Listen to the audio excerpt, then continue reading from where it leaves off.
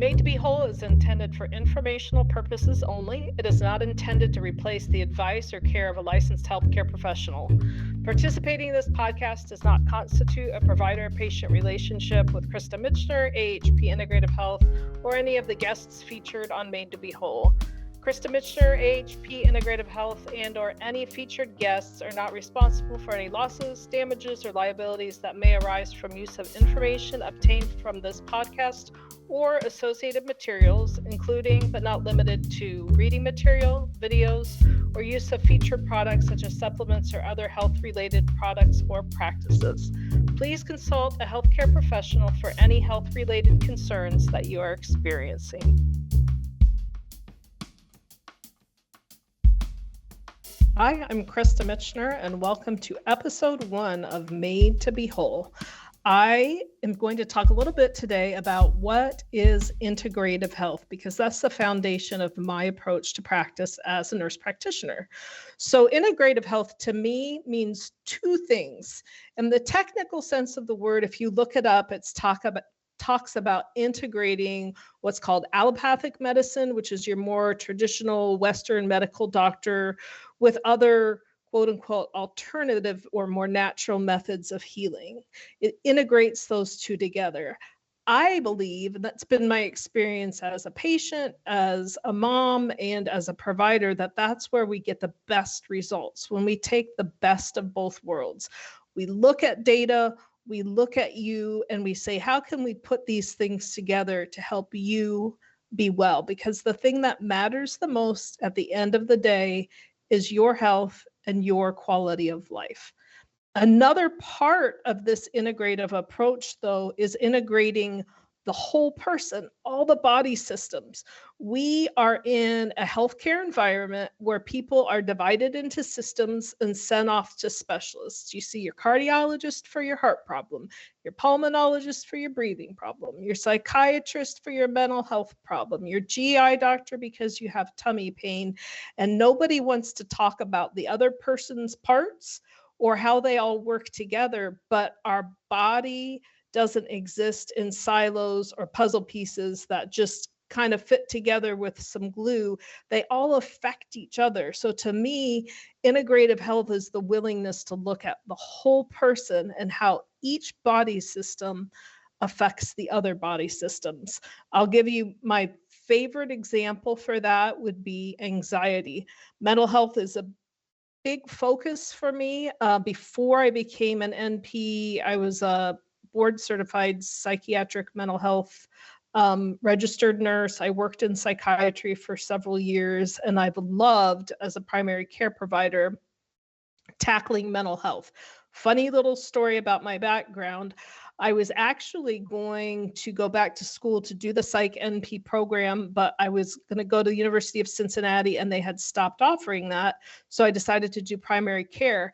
And that has been the best thing ever for helping people with mental health, because psychiatry, mental health, it's not something that just happens in the brain that's separate from the body. So having a more primary care and integrative focus, I can actually dig deeper and do more to help you find out what's going on. Some people tell me they're anxious because they have a racing heart and their stomach hurts, but maybe it's because there's something wrong with their body and it's trying to tell them that that anxiety is kind of a survival instinct. Because guess what? If you don't have new trauma, if you're not excessively worried about something, like there's just no reason for out of nowhere someone to have a racing heart and stomach pain. Sometimes that anxiety is a survival response. And so we can dig deeper instead of just saying, hey, have some Prozac. You say you're anxious, this will take care of it. Because one of my favorite little statistics is if you look at SSRIs, that category of meds that are commonly given for anxiety, which do help some people. This is not a throw the baby out with the bathwater thing, but every single medication in that class, if you look at common side effects, one of them is increased anxiety. So why am I giving you a medication for anxiety that commonly causes more anxiety? Doesn't make sense. So with this integrative model, I can look at all different resources for figuring out why you feel what you're calling anxious and how we can help you feel better and get to the root cause. Let me introduce you to what I call the pillars of healing. And conveniently for your memory, everything we're going to talk about starts with the letter I, like a good Sesame Street episode. It's the letter of the day. So, first, we start with looking at the insult. What is it that might be going on that's causing disruption in how you feel? It could be an infection, it could be an injury, but what is the insult? The insult has to be addressed. Then we look at the immune system. How is the health of your immune system either being affected by the insult or making it harder for your body to deal with? We've got to tackle that. Most problems that cause disruptions in health come with some degree of inflammation. So we've got to work on figuring out what's driving the inflammation and bringing it down. And then the fourth one is integrity. This is a really, really big deal to me because integrity means wholeness, and integrative health is about using the whole of our resources and treating the whole of our body. And all of my office notes that I send to patients, at the bottom, I put, have hope. You were made to be whole.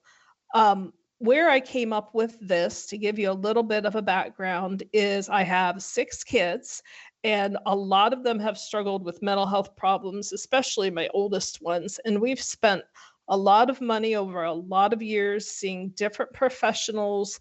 And at one point, my oldest son, we were told he should just go on disability because his mental health problems were so severe. And it just didn't sit well with me. I thought, no, I'm not going to tell him that he has no future and that he's not capable. I know there's something else going on. And as I dug and started learning more about all that medicine has to offer, not just your test, pill, see me in a month model. And as I dug into scripture, because my spiritual beliefs really inform a lot of how I feel about the world, I read 2 verses that really hit me hard. One of them said that the spirit and the body are the soul of man. And the other one said that the worth of souls is great in the sight of God. And I thought, well, if the spirit and body are the whole, then the whole is great in the sight of God, the body and the spirit. We're not separate entities. And I felt so strongly, and it's driven me since then, that we were made to be whole. Nobody's getting out of this world without scars. Nobody's getting out of this world without health challenges. I totally acknowledge that.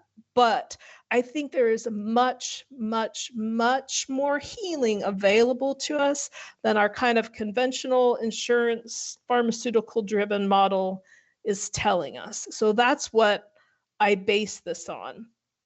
In each one of these pillars, there's going to be some little I's, okay? We've got to identify what's going on, and we do that through investigation. You need help with interpretation of results, introspection, thinking things over, making good decisions, and then innovation. What I don't like to hear is how somebody can't get better because they don't have X, Y, or Z. We all have things at our disposal that we can use and innovate to help hasten healing and to live a good, vibrant, full life. So we're going to go through each of these pillars because these are going to be the foundation for our other episodes. As we go through, say, diabetes or Alzheimer's or chronic infection, we're going to look at these pillars plus our little I's, our tools, because they all have to be addressed so that you can be whole. So we'll start with the insult. Sometimes that's a slam dunk.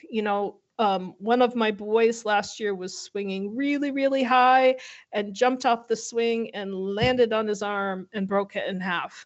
And like the really super great mom that I is, he came home, the school told us, and he was holding his forearm. And I thought, well, let's watch it. The next morning, he was still holding his forearm. I'm like, well, let's go get an x-ray. So I I'm lucky I could write the order for the x-ray. We go in, I'm like, we're going to x-ray his forearm. And she asked him where it hurt because I'm too stupid to do that. He pointed up here. I pulled up his shirt sleeve and his upper arm was bent in half. So that was the fracture. um, he's not a little guy. I'm not too terrible, but that's enough. So the insult is sometimes obvious if you look at the whole arm. Sometimes it's not as obvious. Infection is something that I spend a lot of time in my practice looking for and addressing. Sometimes it's a bladder infection that somebody's had for years and didn't know it. We had a patient whose anxiety happened very suddenly after surgery a year and a half ago, hadn't had any mental health problems since then. We went back and we're digging. It just didn't add up. I said, did they catheterize you when you had your surgery? The patient said yes. We checked. She had gotten an infection in the hospital from the catheterization, a bladder infection, wasn't having any major symptoms. We treated the infection, took a little while. It had been there. Her anxiety is totally resolved. She's off medication, doing fantastic at life. So sometimes it's subtle. I do focus part of my practice on identifying and treating what are called vector-borne infections. A lot of people talk about Lyme disease. A vector is something that carries the infection to you. So with Lyme disease, that's typically a tick. But there is more than Lyme disease. There's Bartonella and Babesia and Ehrlichia. There are viruses. I live in a rural community. I have a lot of patients who are farmers, who are hunters, who are outside. I had one young guy once he was in his 20s. He had way too much pain and fatigue. And I said, have you ever been bit by a tick? He's like, oh, hundreds of them. So that was where our diagnostic focus went. I believe that if you're treating the whole person, things like this don't always have to be sent to a specialist. They're part of primary care because they're treating the whole person. Sometimes specialists are needed, and we love our specialists and love that we have people who can tackle the things that we can't. But honestly, there's a lot we can do in the primary care setting that's within our scope of practice, and that allows us, instead of just treating the infection, to look at everything else that's going on to increase your chances of getting better. So part of getting a proper diagnosis, though, for an infection is good lab work.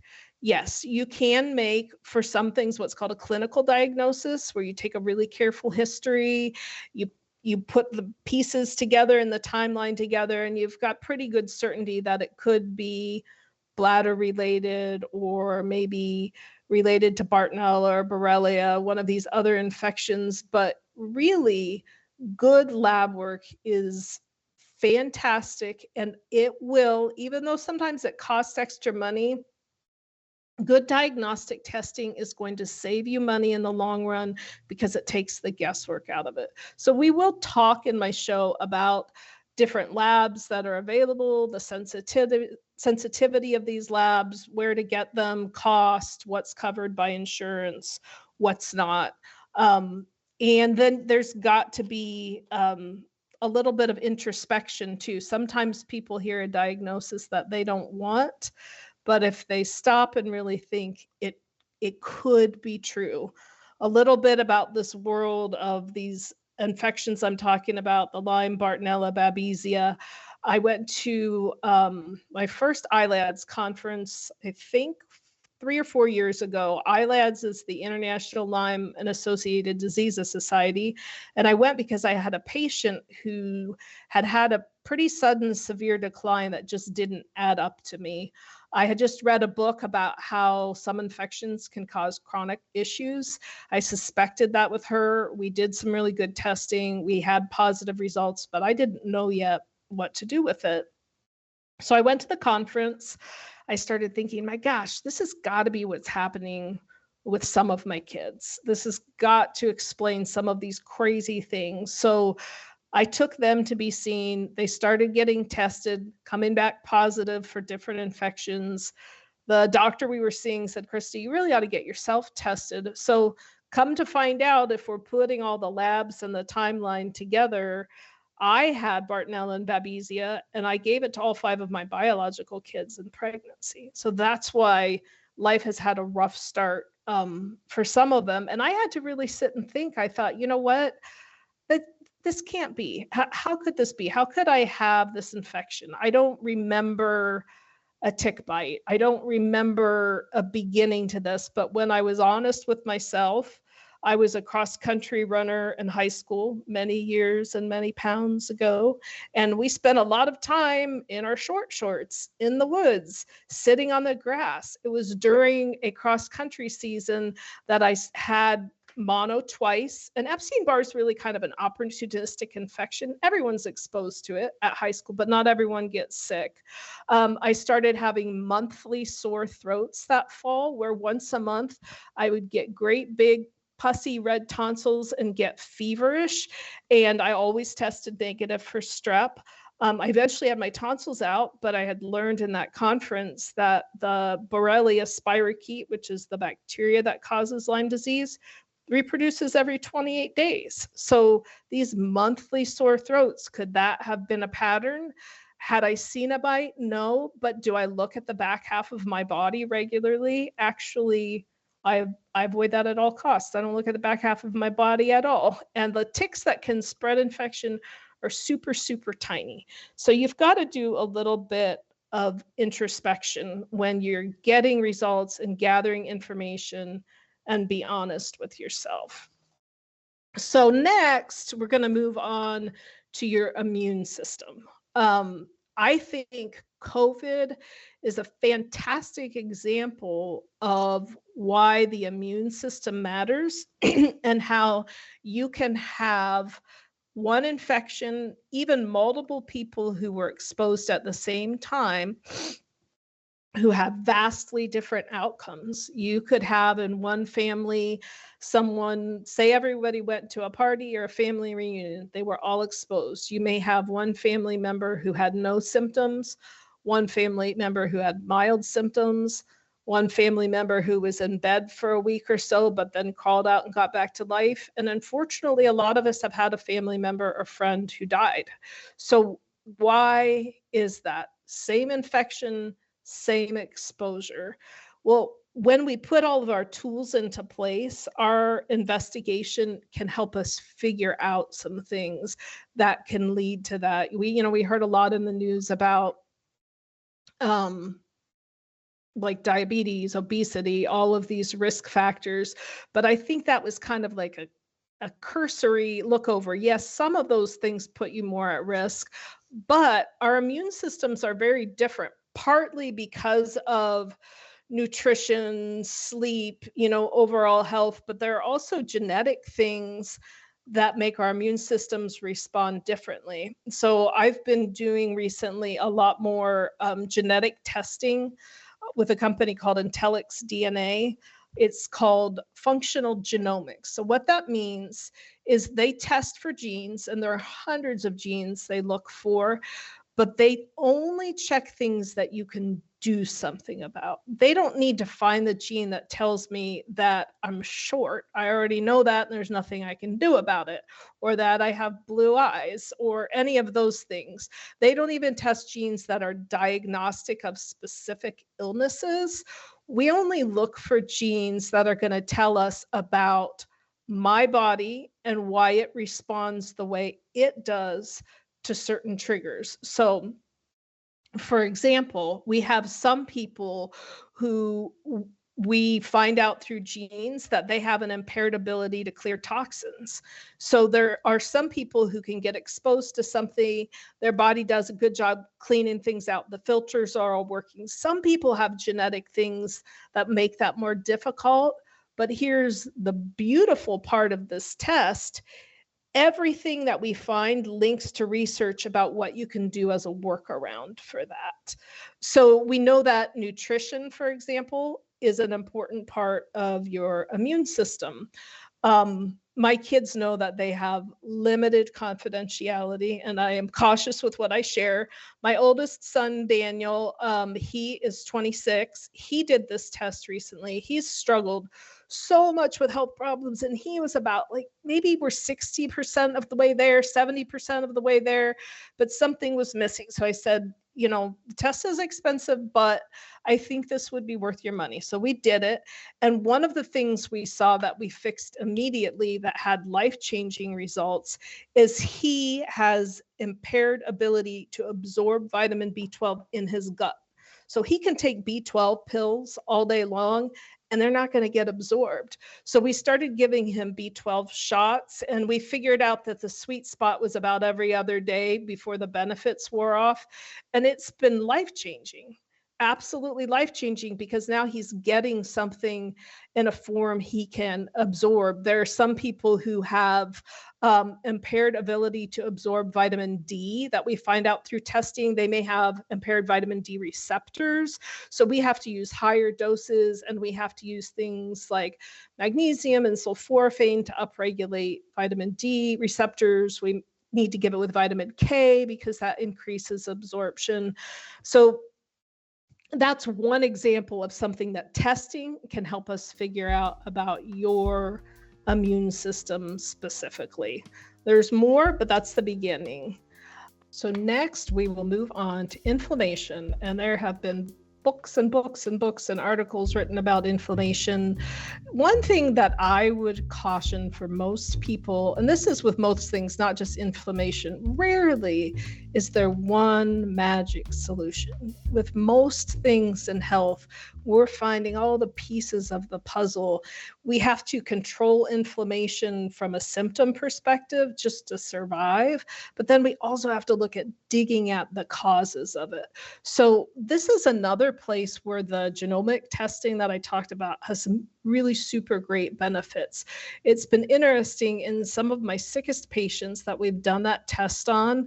It's shown that their body has multiple genetic factors that make them more prone to what's called runaway inflammation, where they get inflammation, but then their body can't turn off that inflammatory mechanism. Or maybe they're more prone to having tissue damage when there is inflammation. And that includes tissue you can see, like the skin, but things you can't see, like the gut or the brain. And what's that going to cause? Stomach pain, nausea, heartburn, anxiety, depression, poor concentration. So, cut yourself a break if you're doing all of the quote unquote right things and you still hurt. There are a lot of patients I have who I tell them you fall into the category of you're working too hard to feel this bad. If you're on the anti-inflammatory diet and doing everything and you still have a lot of pain, there's something else going on driving that. It could be there's an infection that we didn't find out about, but it could be that you've got some genetic factors that contribute to inflammation that just does not calm down. So you've got to look at everything. Movement is a really big deal for inflammation. And I will say with movements, this doesn't mean you have to join a gym or start doing CrossFit or lose a bunch of weight. It starts with little bits of movement that you can tolerate. And in some ways, from an inflammatory and circulatory perspective, we do better with little chunks of movement throughout the day instead of one super session. So for example, inflammation in the brain can be made worse if people have variants in this. There are several genes that affect what's called BDNF, or brain-derived neurotropic factor. One of the best interventions for that is exercise. And when I got my genetic report, I have several variants that affect BDNF. And so what I've started to do is, instead of trying to push myself to do a big half-hour walk, because that doesn't always work out, I try to walk 10 minutes in the morning, take a break at lunch and walk after dinner. Sometimes I walk in the evening too, varies depending on the day, but I'm finding those little bits of inflammation. I may not be ready for the next Olympics through that workout pattern, but I feel better. And if all you can do in the beginning is get off the couch and walk across the house, start by doing that. If you can do it once until you can do it twice. Our tiny efforts make a big difference. There's a scripture that says, by small and simple things are great things brought to pass. And I completely believe this when it comes to health. Your little bit of effort is going to add up, and you can do a little more and make a big, big difference. Obviously, there are supplements and medications that can help with those inflammatory symptoms, but there are a lot of people out there talking about those. We're going to target some alternative things. Finally, integrity. Integrity is a very big deal in healing. And like I said before, I'm looking at integrity as two entities with the same name. One is the integrity of the body, treating the whole person, body, mind, and spirit, treating your body systems like they interact with each other, because they 100% do. But then there's also integrity, which is that honesty with yourself. And being honest with others, and being honest with healthcare providers, or digging and looking to find healthcare providers you feel like you can be honest with, because I know there are a lot of people out there suffering who have spent a lot of money and a lot of time going to see a lot of different people and get told that they're sick either because they're anxious or they're fat or they're lazy or there's nothing wrong with you. And that's not fair, and I'm sorry if that's been your experience. So find people you can be honest with, but also be honest with yourself. You know, one thing that really can impair healing if it's not tackled is trauma. And unfortunately, if you've been alive for very long, you've got at least some what I call micro traumas. We all have something, but then there are a lot of people with major trauma that hasn't been addressed. Statistics say that 1 in 4 women and 1 in 7 men have been sexually abused. That's a lot of us. You can't pretend like that's just in the past and push forward and expect to get rid of all of your pain and anxiety and everything else unless you address that side by side. I heard Dr. Richard Horwitz speak once, and he's a physician who's actually treated Lyme disease and associated illnesses for a lot of years. And he said that when it came to his patients with an abuse history, if they didn't address the abuse, it was almost like their body didn't believe they deserved to get better, and they just couldn't heal. So he said, I'd send them away, send them to counseling, say, you've got to tackle this first. They'd come back. He did the exact same treatment and it would work. So be honest, not just with your past, but how it affects you. I know that some of you live with it every day, and some of you are trying to push it away. And that's understandable because there's some ugly stuff that some people have been dealt in life, but it is there. It's inside you. If you tackle it, I promise doors will be opened up for healing. So as we go through this show and this season, as we tackle different topics, look for each episode to address my 4 big I's: the insults, how we can strengthen the immune system, decrease inflammation, and integrity. And that's on you. You've got to take accountability for being honest, treating everything. And even though healing takes time, it is possible. We can be made whole. That doesn't mean a flawless, carefree life, but it can be a good one. So stay tuned. I look forward to working with you, and we'll see you next week.